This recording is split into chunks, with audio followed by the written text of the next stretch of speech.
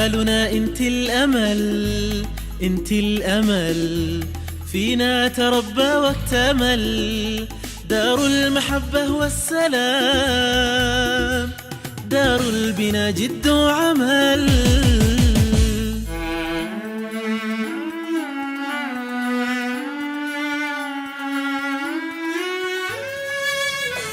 في الماضي أعيان الشتات، حرب ومآسي مؤلمة.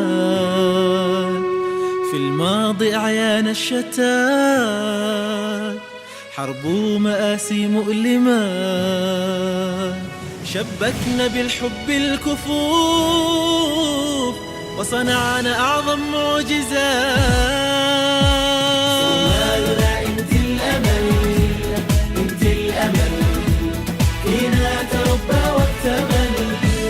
دار المحبة والسلام، دار البنا جد وعمل. صومالنا انت الأمل، انت الأمل فينا تربى واكتمل. دار المحبة والسلام، دار البنا جد وعمل.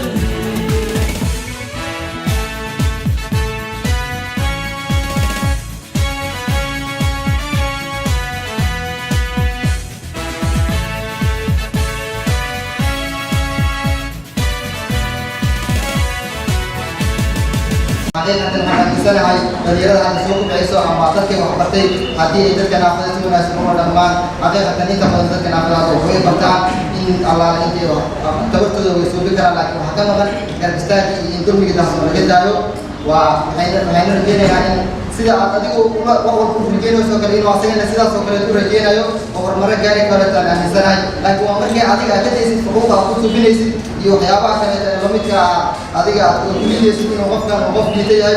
waxaad arkaysaa qof aqoon leh oo kaleeto in aad u malaysid inuu yahay qof oo baantii ay wax barta oo baran karo. waxaan xaqiiqatan inta badan loo bixiyaa dhanka dawarsiga oo kaleeto. dawarsiga waxaa keenay markii idinka aad soo liideen oo kaleeto qofkii marka weynaado waxaa qasab ku noqonayso inuu dawarsado. waxaan rabaa inaan ayido bandhigyada dadka ka soo qayb gala qiimaysan yihiin. waxay ka duwan yihiin kumanaan kale oo aan bandhigyada ka soo qayb gelin. haddaba dadka ka soo qayb galow muujiya kaalinta ah inaad ka soo qayb gasheen bandhig, inaad tahay qof akrista ah oo bandhig ka soo qayb galay. yacni sharciga bandhiga maba ahanba inaad bandhig imaatid oo aad daawatid oo aad bixid. bandhig buug haddii aad ka soo qayb gashid waxaad u timaaday inaad buuggaas iibsatid sida saxda ah. markaan isku dayno inaan bedelno fikirkaana, inaan dhegaysano khudbadaha dadkay soo jeedinayaan, kadibna aan dareerno aan isku dayno inaan u bedelno inaan wax aqrino. mar kastoo aan wax aqrino waa mar kastoo ay bulshadeena badbaado, waa mar kastoo aragtideena sida hore ay ka baahdo. waa inaynu bulshadeena ka dhigno bulsho wax aqrida waxna qorta oo aynu diidno fikradda ah oral society. quraan ma aaminsanin bulshada Soomaaliyeed waa oral society. waayo maktabadda inoogu taalo qaranka Muqdisho ee la dhisay dhowr sano kahor. waxaan aaminsanahay in bulshada Soomaaliyeed ay been tahay inay wax yihiin bulsho oral society. taasaan rabnaa markaynaynu bixiyo walaalayaal. waxaa jira mararka qaar aragtiyo gargaar lagu shubo oo u baahan marka qaar inaynu iska saxno. waa muhiim inaynu iska saxno. waxaan qaadooyi karno waxba ma qaban karno. Soomaali baan nahay. waxaan xasuustaa markaan yareyn baa waxay hooyo odhan jirtay ama waalidkii ugu odhan jiray afta iska beniyo haddii kala carab ku kaasho. ma malaynaysaa markaa waa kuley waxaa malaynaya tahay psychology. markaan psychology waxa la dhahaa waxay ka dhaxnay ugu horreyn waa waalidkeenu ka dhaxlo. haddaba aynu dhaxalsiino ubadkeena hadal wanaagsan oo berit hore deeqa oo wax u qabta.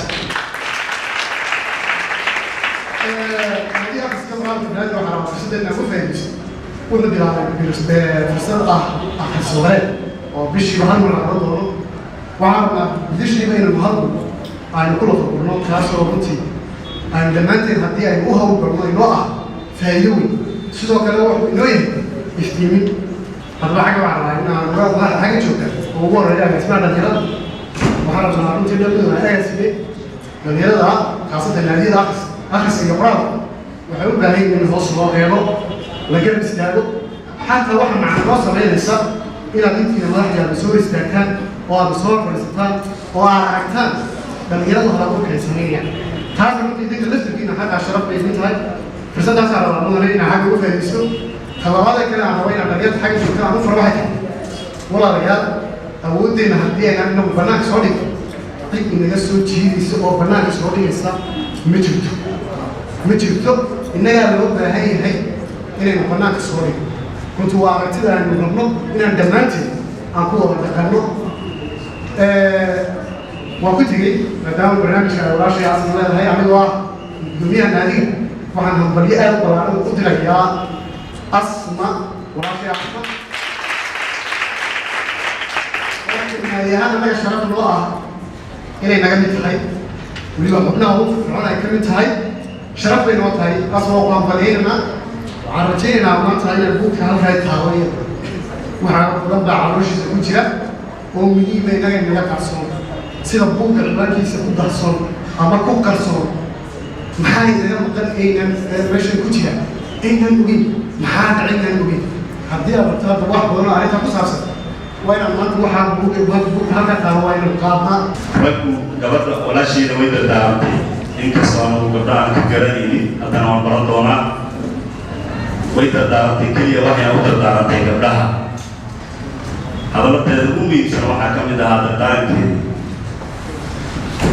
waan ogahay gabdha inaad tihiin waan ogahay hooyii aabbeebereedan ogolan inaadan aadi karin hal shay bay dardaarantay mar allaala markaad baxaysa hooyii aabbeeku ogolaadaan inaadan baqin adoon iska intiraynin dhibaatada ka jirta dalka adkaarta aad la akhriso runtii dareenkayga aada u kacay arrintaas markay ku baabaray gabadha waxa keliya lagu badbaadin karo aan joogno magaaladani iyo adduunka goobkaan ku noolahay oo dhan inaan ilaahay ka cabsano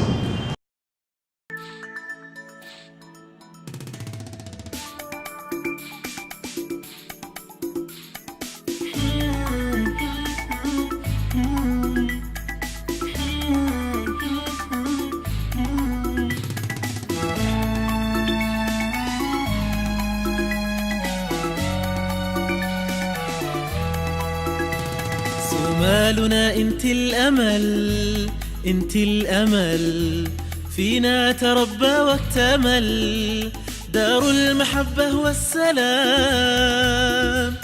دار البنا جد وعمل